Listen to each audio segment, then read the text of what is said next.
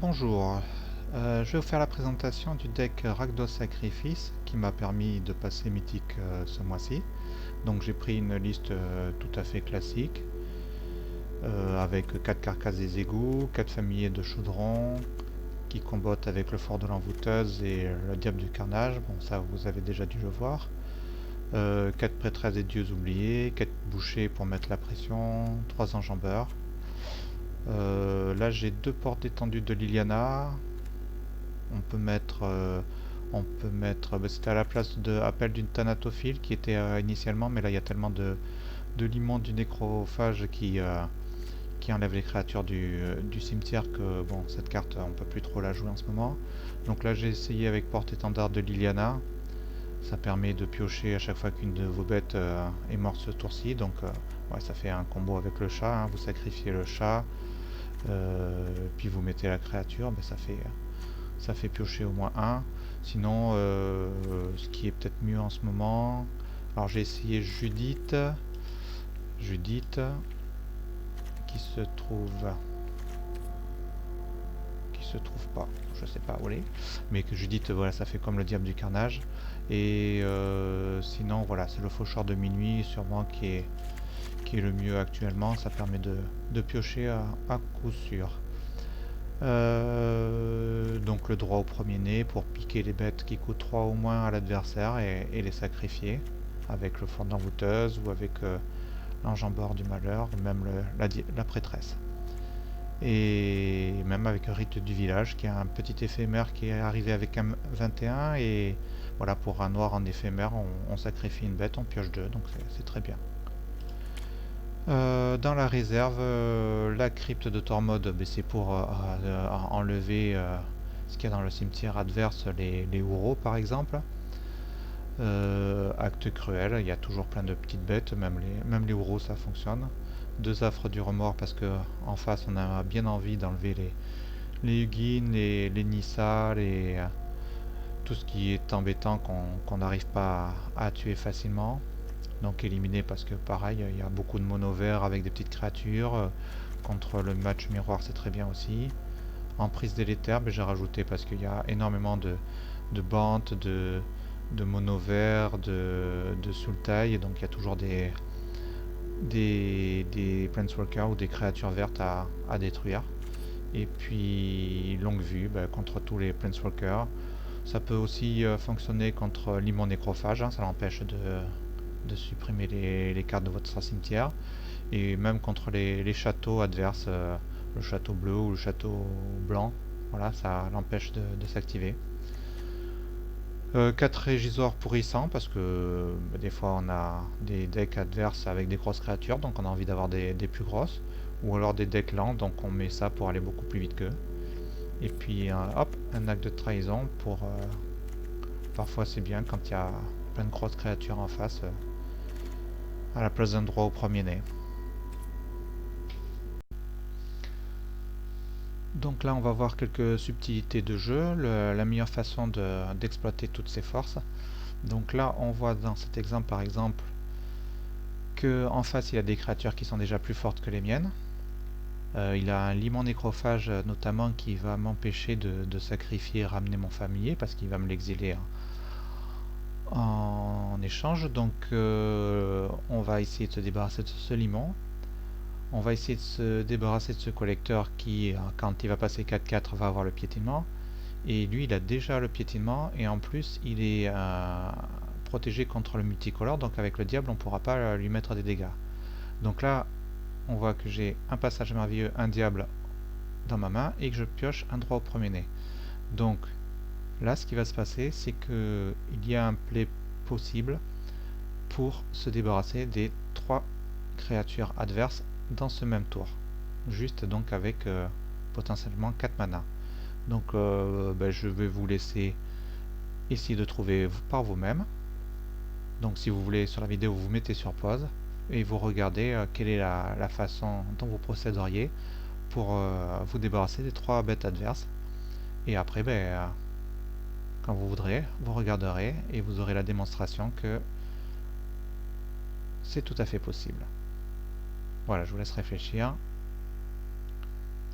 Et pour les autres, on redémarre. Donc le truc c'est de poser le passage merveilleux et le diable sur ce tour-ci.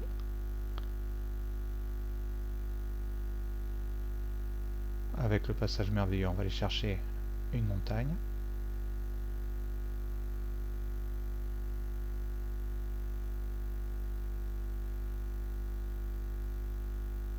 On prend le grand serpent. On attaque avec, au cas où il voudrait tuer une de ces bêtes avec. Donc là il va prendre 4. On va choisir de ne pas bloquer.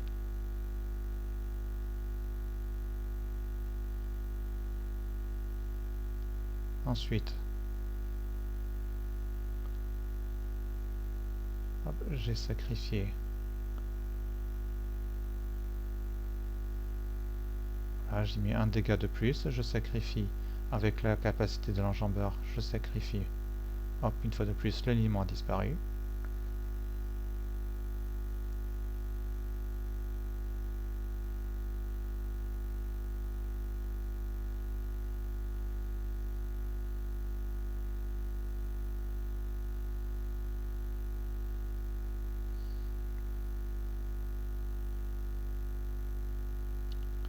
Voilà, on ramène le chat une dernière fois.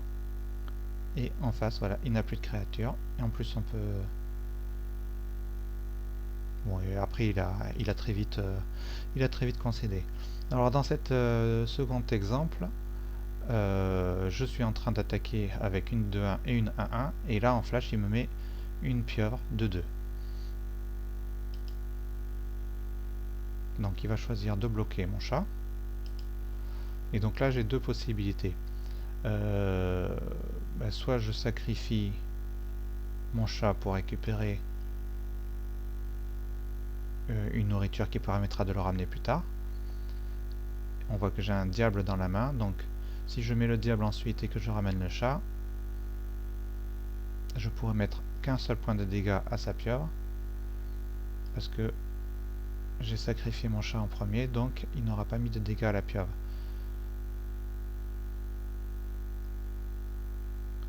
Le but du jeu est de se débarrasser de cette pieuvre, parce que en fait dans son deck, il a beaucoup de créatures, enfin il a même que ça, des créatures qui vont muter par-dessus. Il va avoir celle qui fait sacrifier des bêtes, celle qui fait plus X, moins X à chaque mutation, et puis cette créature déjà elle fait piocher quand elle touche, donc moi j'ai pas du tout envie qu'il me touche, donc je veux me débarrasser de cette créature, et la seule façon de se débarrasser de cette créature, ce n'est pas de sacrifier le chat, mais de sacrifier la brise bouclier.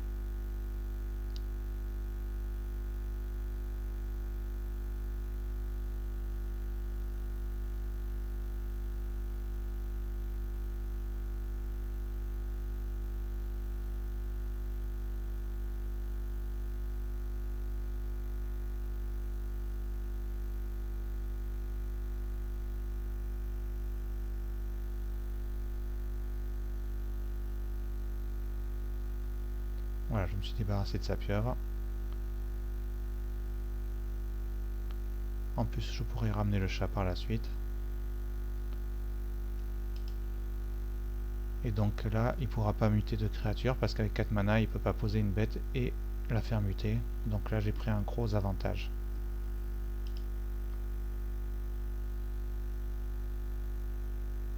Je crois même qu'il va concéder. Et la partie sera gagnée pour moi.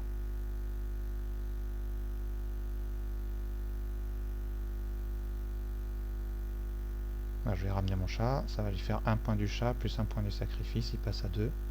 Et donc là, il se rend compte que la partie est perdue.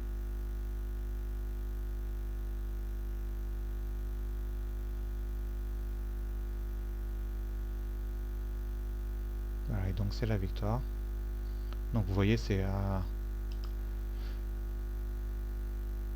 Hop, je remets en arrière.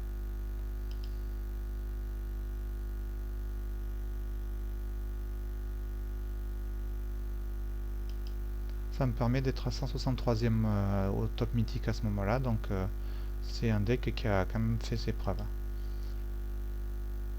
Et dans le dernier exemple, alors là je suis à 2 points de vie, lui il est à 9. Et donc sur cette phase d'attaque, en fait, il y a une possibilité de gagner. Il faut savoir que donc il a une 1-1 à chaque fois qu'il mute, elle passe de 2 ou 3-3 jusqu'à la fin du tour. Et celle-là, c'est une créature qui a muté déjà 3 fois ou 4 fois. Donc s'il mute dessus, ben, je perds 4 ou 5 points, donc c'est fini.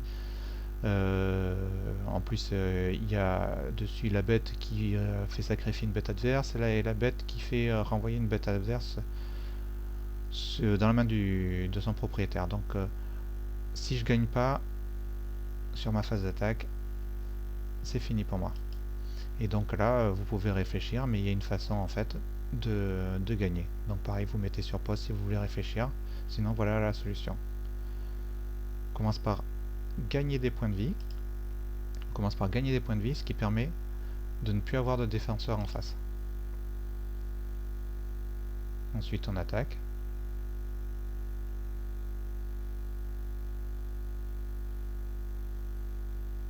Donc là, je réfléchis bien à ce qu'il n'y ait pas une façon pour lui de contrer.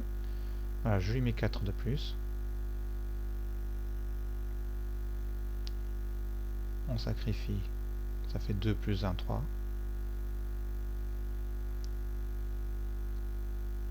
Et ensuite, 2 nourritures sacrifiées qui font les 2 derniers points de la victoire. Voilà. Donc tout ça pour vous dire que quand vous avez le diable, le four et éventuellement le chat, même vos nourritures permettent de mettre des points de dégâts à l'adversaire et de gagner la partie. Alors pour terminer, on va faire un petit match pour voir le deck en action, pour mieux se rendre compte de ses capacités. Donc là je fais un petit BO1 hors classement ladder, donc on peut tomber sur n'importe qui, n'importe quoi. Donc là on a une main moyenne, il y a deux terrains simplement, mais on pourra avoir les deux couleurs. Et ensuite on a le chat, le four, le draw premier nez. Donc on a tout ce qu'il faut pour s'en sortir. Donc l'adversaire commence. Et nous ce qu'on va faire, on va mettre ça. Hop, comme ça autour d'eux on aura nos deux couleurs. Et on verra si on joue le chat et le four ou si on joue le boucher, en fonction de ce que l'adversaire mettra sur le champ de bataille.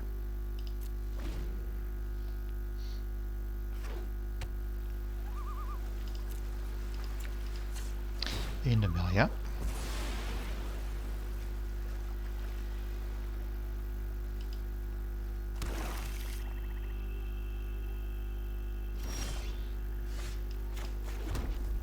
Je tente le boucher.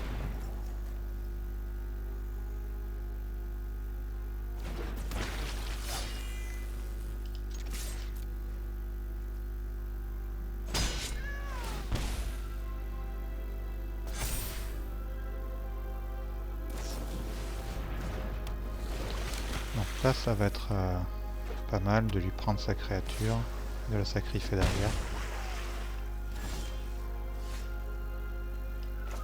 Alors.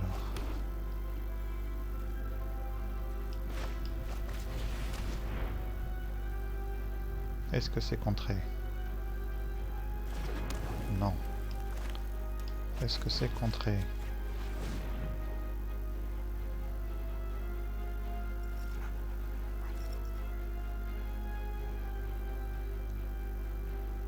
Peut-être. Renvoyer le sort ciblé ou la créature ciblée dans la main de son propriétaire. Ok.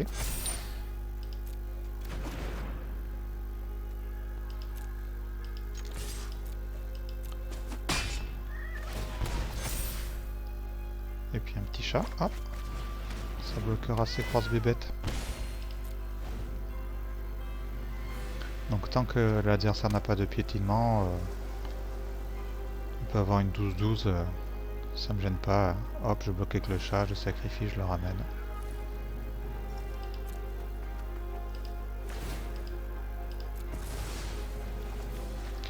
Donc là il sait que j'ai un droit au premier né.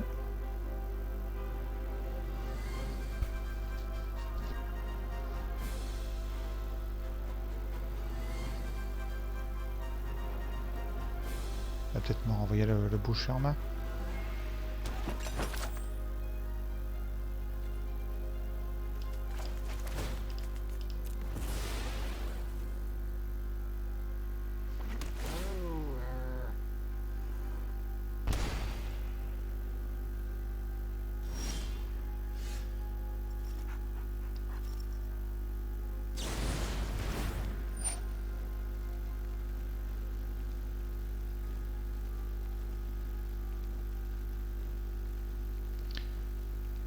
Il me renvoie le four. Il compte peut-être me contrer le four quand je le reposerai. Ce qui en vrai n'est pas grave.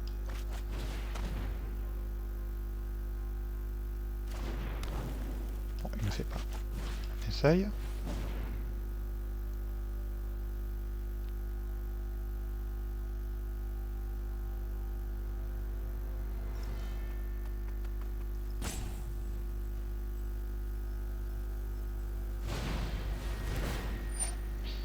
Donc là, il fait emprunteur chapardage sur mon boucher. Ben, on va sacrifier le boucher. Ça fait que on va tuer son surhumeur.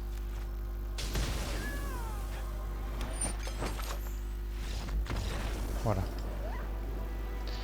Donc ben, il a... Voilà, on lui tuait son surhumeur. Ensuite, ben, son chapardage était contré puisqu'il n'y avait plus de cible et partait donc au cimetière. Et donc ben, je me retrouvais avec un chat four sur le champ de bataille et puis encore 4 cartes en main et lui il avait plus grand chose. Donc il a préféré concéder. Donc voilà, ben, vous avez un petit aperçu de ce que le deck peut faire. Donc moi je vous dis, je suis monté top mythique avec. Actuellement c'est un petit peu plus difficile parce qu'il y a beaucoup de subtiles, de bandes qui sont armées ben, justement contre ce deck là. Donc c'est un petit peu plus difficile, mais bon, je pense que à tous les niveaux là, vous pouvez quand même gagner des matchs assez facilement et monter le ladder. Donc ben voilà, j'espère que cette vidéo vous a plu. Si vous avez apprécié, ben, c'était ma première vidéo, donc si vous avez apprécié, vous mettez un petit pouce un petit pouce bleu là sur YouTube. Et puis si vous n'avez pas aimé, vous mettez des commentaires pour que je puisse m'améliorer. Voilà, je vous remercie. Bye.